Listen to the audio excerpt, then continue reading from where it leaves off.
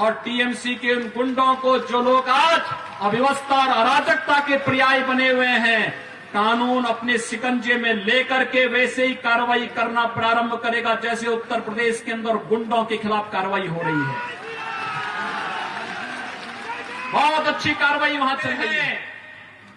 2 वर्ष पहले बंगाल के अंदर दुर्गा पूजा को प्रतिबंधित करने का कार्य हुआ था और तब बंगाल के माननीय उच्च न्यायालय ने एक आदेश जारी किया था कि उत्तर प्रदेश में अगर दुर्गा पूजा हो सकती है तो बंगाल के अंदर क्यों नहीं हो सकती है।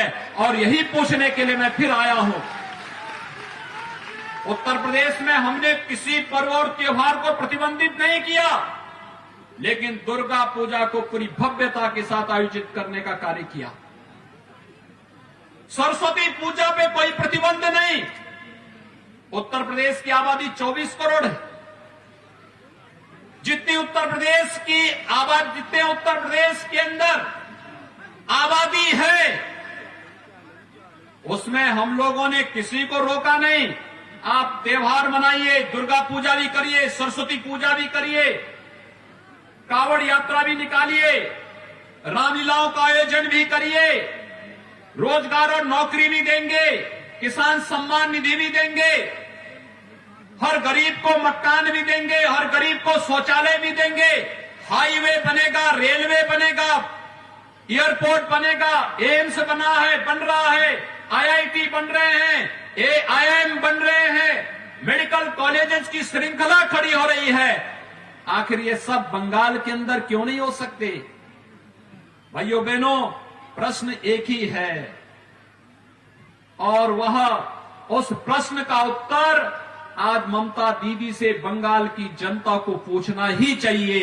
मैं अभिनंदन करूंगा शुभेंदु अधिकारी का, जिन्होंने साहस दिखाया है और उन्होंने भारतीय जनता पार्टी के समर्थन में आकर के आज उन्होंने बंगाल के हित के लिए अंगड़ाई ली है। डॉक्टर श्यामा प्रसाद मुखर्जी के सपने को साकार करने का बीड़ा उठाया है कि हम बंगाल को बचाएंगे भी और बंगाल को प्रधानमंत्री मोदी जी की भावना के अनुरूप सोनार बांग्ला बना करके बंगाल को समृद्धि के पथ पर अग्रसर करके यहां के नौजवानों को रोजगार भी देंगे। एक नया अभियान है और इस अभियान के साथ हम सबको जुड़ना पड़ेगा। भाइयों बहनों, मुझे याद है आज से 14 वर्ष पहले इसी नंदीग्राम में कम्युनिस्टों ने कितनी बड़ी हिंसा की थी। वे शहीद परिवार भी मुझे मिल रहे थे। उन परिवारों की स्थिति को देख करके हृदय हमारा द्रवित हो रहा था। वे लोग नंदीग्राम के लिए, बंगाल के लिए शहीद हुए थे, लेकिन 10 वर्षों में इन शहीद परिवारों के कंधों पर बंदूक रख करके सत्ता प्राप्त की ममता दीदी, लेकिन शहीद परिवारों की भावनाओं के अनुरूप बंगाल को बनाने में पूरी तरह विफल रही है टीएमसी की सरकार। उन्हें बंगाल के विकास की चिंता नहीं, बंगाल के नौजवानों के लिए रोजगार की चिंता नहीं, बंगाल के किसानों की चिंता नहीं, बंगाल के बहन बेटियों की चिंता नहीं। उन्हें चिंता है तो घुसपैठियों को संरक्षण देने का है। और बंगाल के अंदर गो हत्या पर भी वे प्रतिबंध नहीं लगा सकती, क्योंकि उन्हें भय है कि उनका वोट बैंक ही खिसक जाएगा। उन्हें चिंता है इन सब बातों की। कहां है बंगाल की धरती जिसने मध्य युग में चैतन्य महाप्रभु की वैष्णव भक्ति से पूरे बंगाल के साथ ही उड़ीसा को और उत्तर भारत को अपने में समाहित कर दिया था? कहां ये बंगाल, जिस बंगाल ने स्वामी विवेकानंद को पैदा करके पूरी दुनिया के अंदर भारत की सनातन वैदिक संस्कृति का डंका बजाया था? और यही बंगाल, जब हम सिंगापुर में जाते हैं, जब हम भारत के सुदूर अंडमान निकोबार द्वीप समूह में जाते हैं, वहां भी आज हमारी कानों में एक ही आवाज सुनाई देती है वो आवाज होती है नेताजी सुभाष चंद्र बोस की कि तुम मुझे खून दो, मैं तुम्हें आजादी दूंगा।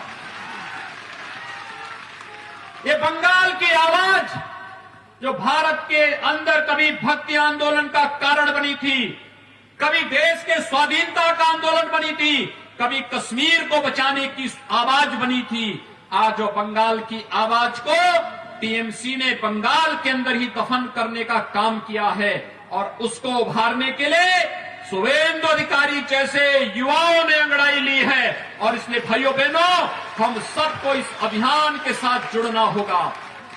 प्रधानमंत्री मोदी जी के नेतृत्व में एक भारत श्रेष्ठ भारत बनने की ओर भारत तेजी के साथ आगे बढ़ा है। याद करिए, राम मंदिर आंदोलन में आपके बंगाल के नौजवानों ने बढ़ चढ़ करके भाग लिया था। कोठारी बंधु बंगाल में ही पैदा हुए थे, जो राम मंदिर आंदोलन में अपने आप को शहीद किए थे। और कोठारी बंधुओं की शहादत का स्मारक आज भी अयोध्या में है। आज कोठारी बंधुओं की इन भावनाओं को, उनके सपनों का अयोध्या में भगवान राम का भव्य मंदिर निर्माण का कार्य प्रधानमंत्री मोदी जी के कर कमलों से प्रारंभ हो चुका है। भाइयों बहनों, 500 वर्षों का एक लंबा संघर्षों का इतिहास है अयोध्या में राम मंदिर का। राम भारत की श्वास श्वास में बसे हैं। भारत के अंदर स्वयं नारायण के अवतार हैं भगवान राम, भगवान विष्णु के अवतार हैं भगवान राम। राम भारत की मर्यादा है, भारत की संस्कृति है, भारत की संप्रभुता है। भारत के अंदर हर व्यक्ति, हर नागरिक राम के साथ जुड़ करके गौरव की अनुभूति महसूस करता है। लेकिन राम का विरोध ममता दीदी बंगाल की धरती पर करती है। कहती है जय श्री राम का नारा मत लगाओ। क्या आप लोग ममता दीदी की भावनाओं से सहमत हैं?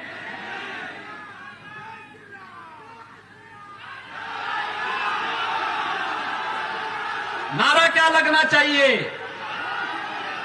आप सभी लोग सहमत हैं? जय श्री राम के नारे से सहमत हैं? दोनों हाथ ला करके मेरे साथ बोलेंगे, जय जय श्री राम। भाइयों बहनों, अयोध्या में भगवान राम के भव्य मंदिर के निर्माण का कार्य प्रारंभ हो चुका है। और मैं तो आपके प्रति आभार व्यक्त करने के लिए आया हूं। अभी पूरे देश के अंदर भगवान राम के भव्य मंदिर निर्माण के लिए निधि समर्पण का कार्यक्रम हुआ और बंगाल की धरती ने बहुत अच्छा समर्थन इसमें किया है। इसके लिए मैं बंगाल के नागरिकों का आभार व्यक्त करने के लिए आया हूं कि राम मंदिर निर्माण के लिए जो योगदान आपके द्वारा दिया गया है, बंगाल में भारतीय जनता पार्टी की सरकार आने दीजिए, दो काम जरूर होंगे। बंगाल फिर से सोनार बंगाल बनेगा और टीएमसी के उन गुंडों को, जो लोग आज अव्यवस्था और अराजकता के पर्याय बने हुए हैं, कानून अपने शिकंजे में लेकर के वैसे ही कार्रवाई करना प्रारंभ करेगा जैसे उत्तर प्रदेश के अंदर गुंडों के खिलाफ कार्रवाई हो रही है। बहुत अच्छी कार्रवाई वहां चल रही है।